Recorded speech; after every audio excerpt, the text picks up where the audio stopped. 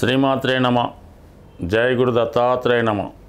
ఈ వీడియోలో మనం మార్చి 30వ తారీఖు నుంచి మే 18వ తారీఖు మధ్యలో శని మరియు రాహులు కలిసి ఒకే రాశిలో సంచరించడం జరుగుతూ ఉంటుంది.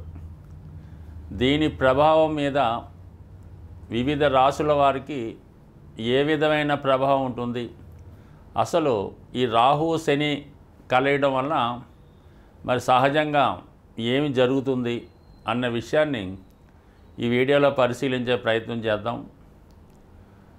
రాహు గత కొంతకాలంగా మీనరాశిలో సంచరిస్తూ మే 18వ తారీఖు వరకు మీనరాశిలోనే సంచరించడం జరుగుతూ ఉంటుంది. రాబోయే మార్చి 30వ తారీఖు నుంచి మే 18 మధ్యలో ఈ రెండు గ్రహాలు కలిసి మీనరాశిలో ఉండగా మిగతా రాశుల వారికి ఎటువంటి ఫలితాలు ఇవ్వబోతున్నాయి అన్న విషయాన్ని తెలుసుకుంటూ చివరిగా మరి దీనికి పరిహారం ఏమైనా ఉంటుందా, ఏ విధమైన రెమెడీ చేసుకుంటే మనకి ఈ రెండు గ్రహాలు యోగిస్తాయి అన్న విషయాన్ని తెలుసుకొని పరిశీలిద్దాం. చతుర్థ భావంలో ఏర్పడినటువంటి శని రాహుల కలయిక ధనుస్సు రాశి వారి మీద ఏ విధమైనటువంటి ప్రభావాన్ని చూపుతుంది అని పరిశీలించినప్పుడు మరి ముఖ్యంగా చతుర్థ భావం ఏం చెప్తుందంటే ముఖ్యంగా మాతృదేశం, మాతృభూమి, అలాగే మదరుకు సంబంధించినటువంటి స్థిరాస్తులు, అలాగే ఆమె యొక్క ఆరోగ్యం. ఇక్కడ చాలామంది మదరు అనుకున్నప్పుడు ఎలా ఉంటుందంటే కేవలం తల్లిగారు ఆస్తి అనుకుంటాడు తప్ప మదర్ అన్నప్పుడు మదరు ఫాదరు ఇద్దరూ కూడా దాంట్లోనే కలిసి ఉంటారు. చాలా సందర్భాల్లో ఒక కుటుంబం యొక్క బాధ్యత ఎవరైతే తీసుకుంటారో ఎక్కువగా తండ్రి తీసుకుంటాడు కాబట్టి తండ్రి గారికి 9వ స్థానం లేదా 10వ స్థానం అన్నది చెప్పడం జరుగుతుంది. తల్లిగారు ఈ కుటుంబంలో పిల్లల్ని పెంచడం, వంట చేసి పెట్టడం, అన్ని సౌకర్యాలు కల్పిస్తుంటుంది కాబట్టి చతుర్థ భావాన్ని మదర్కి ఇవ్వడం జరిగింది. అదే కొన్ని సందర్భాల్లో మదరే కుటుంబాన్ని లీడ్ చేస్తూ ఆవిడే ఉద్యోగం చేస్తూ పిల్లల యొక్క బాధ్యతలు తీసుకున్నప్పుడు ఈ మదర్ని కూడా 9వ స్థానాన్ని బట్టి, కొన్ని సందర్భాల్లో 10వ స్థానాన్ని బట్టి చూడవలసి ఉంటుంది. అటువంటి సందర్భాల్లో తండ్రే ఇంటి దగ్గర ఉండి వంట చేస్తూ పిల్లలకి రక్షణ కల్పిస్తూ వాళ్ళని స్కూలుకి పంపిస్తూ దిగబెడుతూ ఉంటాడు కదా, అప్పుడు ఫాదర్ని కూడా 4వ భావం కింద మనం తీసుకోవాల్సి ఉంటుంది. సో ఏదైనా చతుర్థ భావం అన్నది తల్లిదండ్రులు ఇద్దరు కూడా వర్తించడం జరుగుతుంటుంది కాబట్టి ఇక్కడ తల్లిదండ్రులు, వారి యొక్క ఆరోగ్యం, వారి యొక్క ఆస్తిపాస్తులు, దాని తర్వాత విద్య, అలాగే సౌకర్యాలు, జాతకుడు యొక్క సంస్కారం, అలాగే విదేశ ప్రయాణం, అతను కొనే స్థిర ఆస్తులు, అతని అంతరంగం, అతని మనసు ఏ విధంగా ఉంటుంది, అతని అలవాట్లు, ఇవన్నీ కూడా 4వ భావాన్ని బట్టి ఆధారపడి ఉంటుంది. సాధారణంగా 4వ భావం బాగుంటేనే 10వ భావం అంటే ఉద్యోగం, కర్మస్థానం అనుకూలంగా ఉంటుంది. చతుర్థం పాడవుతే 10మం పాడవుతుంది. ఈ రెండు పాడవుతే ఆటోమేటిక్గా 7వ స్థానం ఫెయిల్ అవుతుంది. అందువలన జీవితంలో మనిషి ఆనందంగా, సుఖంగా, సంతోషంగా ఉండాలి అంటే చతుర్థ భావం ఖచ్చితంగా అనుకూలంగా ఉండాలి. సాధ్యమైనంత వరకు ఒక భావం మనకి బాగుందంటే ఆ భావంలో ఎటువంటి గ్రహం ఉండకుండా ఉంటేనే మనకి ఆ భావం అన్నది ఆ ఫలితాలు మనకి ఖచ్చితంగా ఇవ్వడం జరుగుతుంది. అందులో ఎటువంటి గ్రహం ఉన్నా ఏదో ఒక ఇబ్బంది మనకు కలుగుతూ ఉంటుంది. సాధారణంగా ఈ గృహప్రవేశ ముహూర్తాలు, వివాహ ముహూర్తాలు తీసుకున్నప్పుడు ఎక్కువగా ఇది మనం పాటించడం జరుగుతూ ఉంటుంది. శాస్త్రం ఏదైనా అన్నిటికీ వర్తిస్తుంటుంది కాబట్టి ప్రస్తుతం చతుర్థ భావంలోకి ఈ రెండు పాపగ్రహాలు ఏర్పడడం వల్ల జాతకుడికి ముఖ్యంగా మానసిక అశాంతి కలుగుతుంది. అంటే శని ఒక్కడు వచ్చాడు, అర్ధాష్టమ శని ప్రారంభమైంది, మనసుకి కష్టం కలుగుతుంది. అంటే ఇప్పటిదాకా బాగా సుఖాన్ని ఇచ్చాడు కదా, రోజు టైంకి అన్నీ అందించడం వల్ల చాలా సుఖంగా చాలా హ్యాపీగా రావడం. ఫస్ట్ తారీఖు రాబోతులకి బ్యాంక్ అకౌంట్లో 3 లక్షలు పడిపోతుంది కదా, దానివల్ల హ్యాపీగా ఉన్నారు. ఇప్పుడు సడన్గా మారడంతో మరి అక్కడ ప్రభుత్వం మారడం వల్ల, మేనేజ్మెంట్ మారడం వల్ల ప్రస్తుతానికి సగం జీతం ఇస్తామని మీకు, సగం జీతం తర్వాత చూసుకుందాం అని కోతలు విధించడం వల్ల అసలు స్టార్ట్ అంటే అప్పటిదాకా కమిట్మెంట్ పెట్టుకుంటాం కదా 3 లక్షలు సరిపోయేలాగా. ఎప్పుడైతే సగం జీతం వచ్చిందో ఇప్పుడు ఆ స్థితి మన ధనుస్సు రాశి వారి మీద పడబోతుంది. ముఖ్యంగా మానసిక అశాంతికి గురవుతారు. అలాగే విద్యార్థులు విద్యలో ఆటంకాలు రావడం కానీ, విద్య మీద శ్రద్ధ తగ్గి ఇతర విషయాలకు మళ్ళడం కానీ జరుగుతుంది. మదర్ యొక్క ఓపిక నశించడం వల్ల ఆమె సరైనటువంటి శ్రద్ధ మీ మీద తీసుకోలేకపోతుంటారు. వ్యక్తిగతంగా ఆమె తన పర్సనల్ ప్రాబ్లమ్స్తో ఇబ్బంది పడుతూ ఉంటారు. కొందరికి ఆర్థిక సమస్యలు, మరికొందరికి అనారోగ్య సమస్యలు, మరికొంతమందికి పెద్దరికం లేదనే బాధ, ఇవన్నీ కూడా ఆవిడ ఇబ్బందుల్లో ఆవిడ ఉండడం జరుగుతూ ఉంటుంది. కుటుంబంలో తల్లి కూతుళ్ళ మధ్య, అలాగే అత్తాకోడల మధ్య విభేదాలు మిమ్మల్ని గృహానికి రాకుండా దూరంగా ఉంటేనే బాగున్ను అనిపించేలా ఈ గ్రహస్థితి రావడం జరుగుతుంది. అంటే ఇందులో బెటర్ కూడా ఉందండో. అది మీరు ఈ సమయంలో మీ స్థాయిని మించినటువంటి స్థిరాస్తి కొనే అవకాశం ఉన్నది. మీ దగ్గర 1 crore ఉంటే ఒక 3 CRతో ఏదైనా ఒక ఎసెట్ కొనుక్కుంటే దాన్ని కంపల్సరీగా మీరు కొనుక్కునే అవకాశం ఉంది.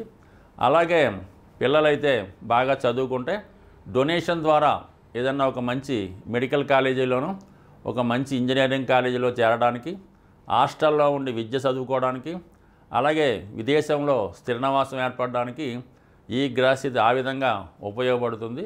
ముఖ్యంగా ఈ రాశిలో ఉన్నటువంటి స్త్రీలు చాలా వరకు అసహనానికి, మానసిక అశాంతికి ఇబ్బంది పడే అవకాశం ఉంది. ఏదో ఒక బ్లేము, ఒక నింద మీ మీదకి రాబోతుంది. ఈ విషయాల్లో జాగ్రత్తగా వహిస్తూ ఇప్పుడు చెప్పబోయే పరిహారాన్ని జాగ్రత్తగా పాటించుకుంటూ మీ జాగ్రత్తలో మీరుండడం మంచిది. ఈ శని రాహుగ్రహాల కలయిక కొంతమందికి మంచిగాను, కొంతమందికి చెడుగాను, చెడుని కూడా మంచిగా మార్చుకునే విధంగా కూడా ఈ రాహు సహకరిస్తూ ఉంటాడు. అయితే ఈ శని రాహులకి పరిహారం ద్వారా వారిని పాజిటివ్గా మార్చుకోవడానికి సులభమైనటువంటి మార్గాన్ని మనకి ఈ శాస్త్రాన్ని అందించినటువంటి పెద్దలు ఒక హింట్ ద్వారా చెప్పడం జరిగింది. అసలు జ్యోతిష్ శాస్త్రం అంతా కూడా రహస్యమైనది. అది వారిలో ఉన్నటువంటి సూక్ష్మాన్ని గ్రహించడమే జ్యోతిష శాస్త్రవేత్తలుగా వారి యొక్క నిజమైనటువంటి కృషిగా మనం చెప్పచ్చు.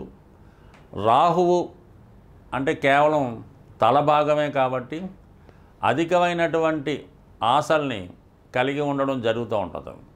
శని భగవానుడు ఏంటంటే ఒక క్రమశిక్షణతో కూడుకున్నటువంటి గ్రహం, బాగా డిసిప్లిన్గా ఉంటూ నేర్చుకునే గ్రహం కాబట్టి ముఖ్యంగా ఈ శని రాహులకి ఈ మనం పురాణాలు పరిశీలించినప్పుడు ఎక్కువగా ఆంజనేయ స్వామిని కనెక్ట్ చేయడం జరుగుతూ ఉంటుంది. అంటే ఎవరికి ఎప్పుడు ఏ ఆపద వచ్చినా కూడా ఆంజనేయ స్వామి వచ్చి దాన్ని రక్షించి మళ్ళా ఆయన అక్కడితో ఆయన పోర్షన్ కంప్లీట్ అవ్వడం జరుగుతూ ఉంటుంది.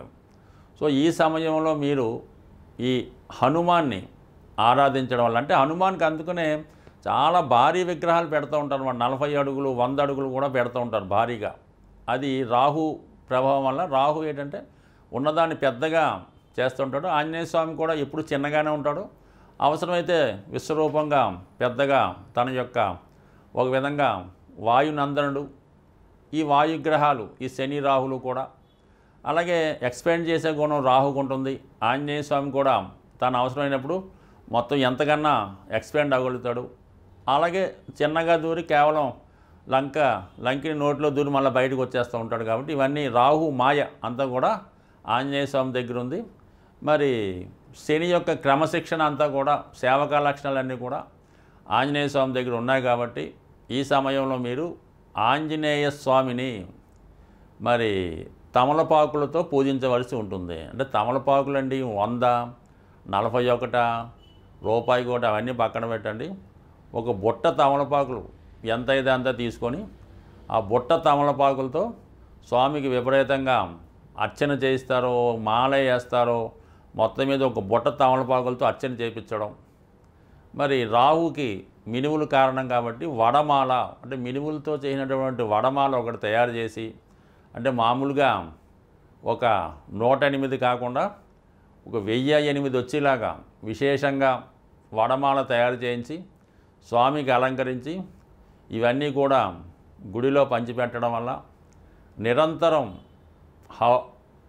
హనుమాన్ పూజ చేసుకోవడం, హరినామ స్మరణ చేసుకోవడం, ఇవన్నిటితో పాటుగా ఆ జగజ్జనని అమ్మవారు అంటే దశమహావిద్యలు వాటి జోలికి ఏమీ వెళ్లకుండా కేవలం కనకదుర్గ అమ్మవారు అంటే ఎవరినైతే రాక్షస సంహారం జరిగిందో ఈ చండీ హోమంలో ఈ అమ్మవారి యొక్క విశేషంగా చెప్పడం జరుగుతుంటుంది. ఇంకా విపరీతమైన ఇబ్బందుల్లో ఉన్నవాళ్ళు ఈ చండీ హోమం పాల్గొనడం వల్ల, చేయించడం వల్ల, శ్రద్ధగా ఆ చండీ హోమాన్ని వీక్షించడం వల్ల ఏదైనా ఒక పుణ్యక్షేత్రంలో జరిగినటువంటి చండీ హోమానికి ఎక్కువ విలువ ఉంటుంది. అలాగే ఏదైనా ఒక పవిత్ర దేవాలయంలోనో ఒక గోశాలలోనో చేస్తున్న దానికి ఎక్కువ విలువ ఉంటుంది. మరి కొంతమంది అవకాశం ఉన్నవాళ్ళు దాన్ని భరించగలిగే శక్తి ఉన్నవాళ్ళు అంటే పూర్తిగా ఉంటేనే మీరు ఈ చండీ హోమాన్ని మీ యొక్క గృహంలో చేయించుకునే ప్రయత్నం చేయండి. దానికి తగు విధంగా అంటే చండీ హోమం మీ ఇంట్లో చేస్తున్నారంటే అదేదో తూతు మంత్రం అని మాత్రం మీరు అనుకోవద్దు. సమస్త దేవతలు మీ గృహాన్ని విచ్చేయడం జరుగుతూ ఉంటుంది.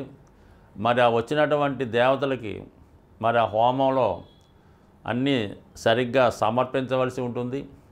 చేస్తున్నటువంటి హోమాన్ని చేసినటువంటి అధికారులు కూడా కరెక్ట్గా దాన్ని నిర్వహించవలసి ఉంటుంది. కాబట్టి బాగా సౌకర్యాలు ఉంటూ పెద్దగా మనం చేయించగలం అంటేనే చేయించుకోండి.